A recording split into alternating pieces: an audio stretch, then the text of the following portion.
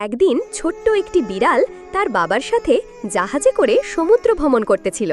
তখনই হঠাৎ করে ছোট বিড়ালটি পা পিছলে সমুদ্রে পড়ে যায়। এটা দেখে বিড়ালটির বাবা হতবাক হয়ে যায় এবং অনেক জোরে জোরে চিৎকার করতে থাকে।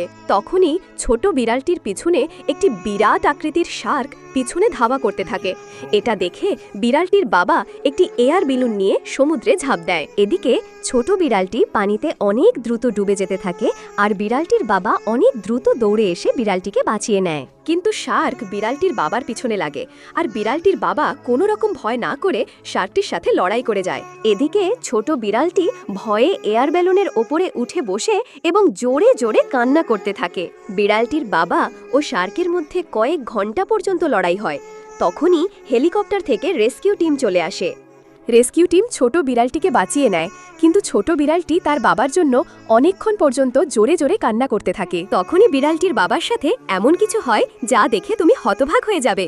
কিন্তু সেটা দেখার আগে ভিডিওটিকে লাইক দিয়ে এটিকে সাবস্ক্রাইব করে দাও। আর তোমরা কেন একটি নতুন ইউটিউবারকে সাবস্ক্রাইব করো না বলো তো? ছোট বিড়ালটির বাবা শেষ পর্যন্ত শার্কের সাথে লড়াই করে জিতে যায় এবং তাকে নিজের কাঁধে করে নিয়ে সমুদ্র থেকে উঠে আসে। এটা দেখে ছোট বিড়ালটি খুশিতে আত্মহারা হয়ে যায়।